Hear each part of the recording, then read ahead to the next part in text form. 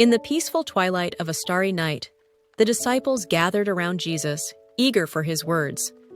Matthew, with a serious expression and solemn voice, spoke about the noble responsibility of leaders and the challenges faced by those who guide the fate of the people. He discussed the importance of duty and justice, while the others listened attentively. Jesus, sensing the depth of the topic and noticing the expectant gazes directed at him, smiled with serenity. With his warm and wise tone, he began to tell a story. There was a kingdom where a powerful group of opponents rose up against the sovereign who ruled it. Gradually, the spirit of rebellion took hold of some discontented families, and within a few weeks, an entire province, overwhelmed by despair, rose up against the monarch, preventing him from acting. Worried about the situation, the king summoned an experienced judge to take on the role of prime minister, with the goal of restoring harmony. However, the judge began to draft an endless number of laws and documents, which, despite their quantity, brought no significant change. He personally went to the conflict zone to observe its needs. There, he saw the presence of many people without homes, jobs, or access to education. As a result, he built houses, set up workshops, opened roads, and created makeshift schools. He promoted work and education, confronting laziness and ignorance with an admirable spirit of understanding and fraternity. The tribune, however, upon assuming the prominent position, gave eloquent and fervent speeches that, despite their grandeur, failed to change the state of disorder. The internal enemies continued to undermine the kingdom's prestige when the sovereign turned to a priest for help. However, upon assuming the prominent position, the priest promptly cast curses upon the king's opponents, further worsening the situation. Disillusioned, the monarch appointed a doctor to lead the general affairs. However, as soon as he assumed his position in the palace and began to enjoy the public honors, the new minister declared, seeking to please the king, that the opponents of the crown were mentally unbalanced.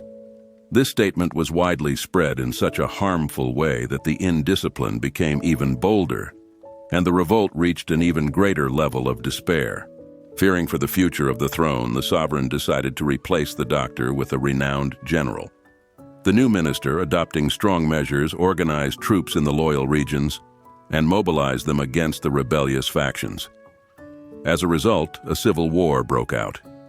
When the war began to claim countless lives, including that of the feared military leader who had taken the position of prime minister, the sovereign, with a heavy heart, decided to invite a wise man to fill the vacant position. The wise man arrived in the administration, reflected for a while, and then began to take new actions. He did not draft laws, make speeches, reprimand the rebels, waste time with mockery, nor promote any culture of vengeance. He personally went to the conflict zone to observe its needs. There, he saw the presence of many people without homes, jobs, or access to education. As a result, he built houses, set up workshops, opened roads, and created makeshift schools. He promoted work and education, confronting laziness and ignorance with an admirable spirit of understanding and fraternity. In a short time, all the discord in the kingdom dissipated, for the effective practice of good had eliminated all the distrust, rigidity, and indecision in the hearts of the troubled and dissatisfied. Matthew watched the Lord with deep admiration, captivated by the ideas of redeeming goodness that he had shared. Jesus, returning his attention with a radiant smile, concluded, Hatred can spark many fires of discord in the world, but no theory of salvation will hold true value without offering the proper support to the spirits that have been unbalanced by evil or rebellion. For good to reign among men, it is essential that it manifest concretely in the midst of evil, just as light must arise clear and vibrant to drive away the darkness. The disciples remained silent, absorbing every word that came from the Master's lips. The story resonated in their hearts, like a call to reflect on the true meaning of leadership and service. Jesus, with his wisdom, had shown that power does not lie in rigid laws, grand speeches, harsh punishments, or military strategies, but in the ability to act with love, understanding, and dedicated work for the common good. The moral of the story was clear.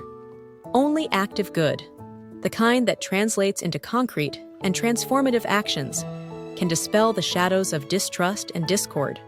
True leadership does not seek to exalt the ego, but to illuminate the path, promoting justice, education, and fraternity. Thus, the disciples learned that, in the face of any rebellion or imbalance, the most powerful response is the practice of good, which, like light, has the power to overcome even the darkest shadows. If you enjoyed this reflection, don't forget to give us a like to help us reach more people with transformative messages. Subscribe to the channel and activate the notification bell to receive updates on new content. Share this video with your friends and family so they can also be inspired by this story full of wisdom. And don't forget to leave a comment sharing what you've learned or how this message touched your heart. See you in the next video.